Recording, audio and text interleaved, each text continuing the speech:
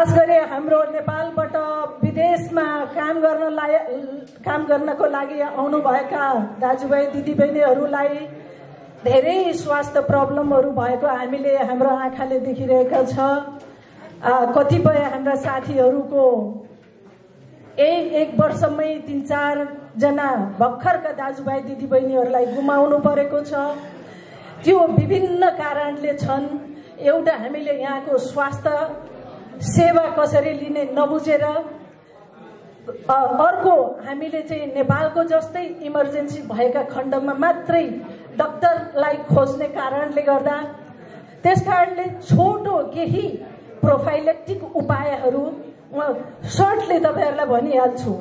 एउटा चाहिँ हामीहरूले यहाँ बस्दाखेरि सकेसम्म आफ्नो स्वास्थ्य हेल्दी राख्ने कोसिस गरौँ, हेल्दी लाइफस्टाइल। त्यसको लागि चाहिँ तपाईहरुले कमसेकम हामीलाई दिनको 6 देखि 8 घण्टा सुत्ने कोसिस गरौँ। त्यो बाहेक हाम्रो शरीरलाई 2.5 देखि 3 लिटर पानीको जरुरी हुन्छ। मैले धेरै साथीहरूले सुनेको छु काममा हामीलाई टोयलेट जान पाइँदैन भनेर पानी कम पिउनुहुन्छ। त्यसले गर्दाखेरि युरिनरी ट्र्याक इन्फेक्सन अनि किडनी इन्फेक्सन जस्ता प्रब्लमहरू भएका छन्। त्यसकारणले तपाईहरुले 2 देखि 3 लिटर पानी पिउने गर्नुहोला। र हामीहरूलाई टाइम हुँदैन, धेरैले मासु भात खाने गरिन्छ, धेरै हामीहरूको खानामा भेजिटेबल र फलफुलहरू छुटेका हुन्छन्। त्यसलाई पनि तपाईहरुले मध्यनजर गरेर हेल्दी लाइफस्टाइल, हेल्दी खाना खाने कोसिस गर्नुहोला। र त्यसै अर्को नम्बरमा छ, बी नम्बरमा म तपाईहरुलाई भन्न चाहन्छु, इमर्जेन्सी नम्बर पोल्यान्डमा चाहिने तपाईहरुलाई तपाईहरु हिँड्दै अथवा कोठामा एक्लै बसेको बेलामा तपाईहरुलाई हेल्थमा समस्या आयो, के गर्ने?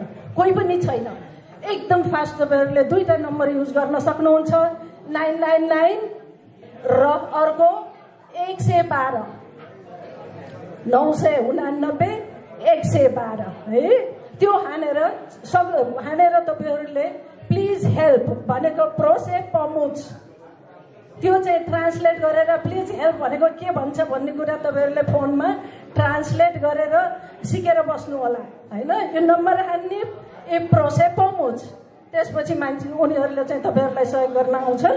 त्यसै अर्को तपाईहरु कोठामा खाना बनाउँदै हुनुहुन्छ, आगो लाग्यो हैन, केही भयो भनेपछि अर्को फायरको लागि चाहिँ आउने नम्बर छ 998 हैन। त्यसपछि थर्ड नम्बर त्यस्तै तपाईहरुलाई इम्पोर्टेन्ट छ 997, त्यो भनेको पुलिसलाई हैन। अब कहिलेकाहीँ हेर्नुहोस् पुलिस मान्छेहरू पनि कुनै अलिकति रेसिजम, कालो छाला यो यता देखेर एट्याक गर्न सक्छन्, अथवा कहिलेकाहीँ अब नराम्रो मान्छेहरू भनेको नेपालमा नि हुन्छन्, यहाँ पनि हुन सक्छन् हैन।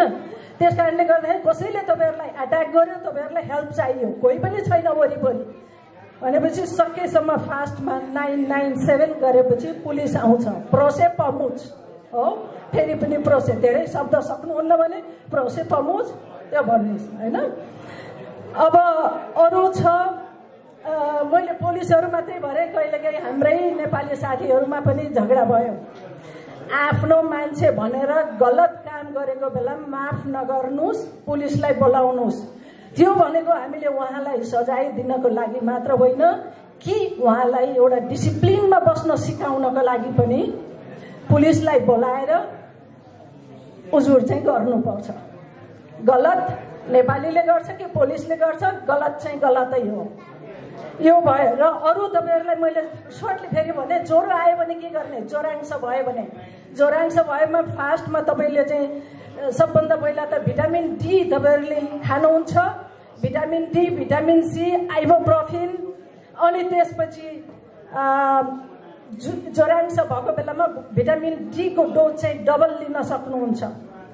2000 मिलियन युनिट चाहिँ डेली लिनु पर्थ्यो भने तपाईहरुले 4000 लिन सक्नुहुन्छ, त्यो 4-5 दिनको लागि।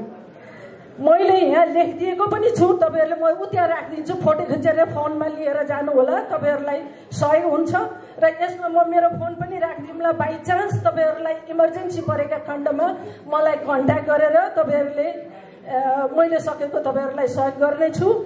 र मैले मैले फोन नउठाउन पनि सक्ने छु उतिखेरै, किनभने म पनि बिरामीसँग हुँला, व्यस्त हुँला। अर्जेन्ट म्याडम भन्नुभयो भने मैले त्यो फोनलाई चाहिँ सक्दो छिटो रिप्लाई गर्नेछु। अर्को छ ज्वरो आउँदाखेरि मैले अर्को भने ibuprofen, vitamin C, vitamin D यिनीहरूले भएन भने चाहिँ तपाईँहरूले प्यारासिटामोल खानुहोस्। ज्वरो चाहिँ 38 डिग्री भन्दा माथि आयो भने प्यारासिटामोल 500 को हर 6 घण्टामा खान सक्नुहुन्छ। र त्यस्तै नेपालको हाम्रो चलन छ नि, घाँटी दुख्न थाल्यो भने नुनले कुल्ला गर्ने, यो चाहिँ हल्का नलिनुहोस्, साँच्चै नै हेल्प गर्छ। त्यसले पनि थोरै दुख्न लागेको बेलामा सुरुमै नुन पानीले चाहिँ 4 चोटि 5 चोटि कुल्ला गरिदिनुहोस्, त्यसले पनि हेल्प गर्छ। हाम्रा ती बेसार अनि त्यसपछि अदुवा लसुन पानी ती त तपाईँहरूले गर्नुहुन्छ नै होला। र अर्को कुरा आयो हेल्थ इन्सुरेन्स। तपाईँहरूको कामबाट तपाईँहरूलाई हेल्थ इन्सुरेन्स जरुर छ होला। त्यो कुरा बुझ्नको लागि तपाईँको कामदारले हेल्थ इन्सुरेन्स दिएको छ कि छैन भनेर बुझ्नका लागि तपाईँहरू आफ्नो नजिकको आउटडोर क्लिनिकमा गएर आफ्नो पेसेन्ट नम्बर देखाउनुहोस्, नाम दिनुहोस्, अनि उहाँलाई भन्नुहोस् कि म यो आउटडोर क्लिनिकमा रजिस्टर गर्न चाहन्छु। किनभने पोल्यान्डमा आफ्नो नजिकको एरियामा चाहिँ आफूलाई रजिस्टर गर्न पाइन्छ, त्यहाँ डाक्टर छान्न पाइन्छ।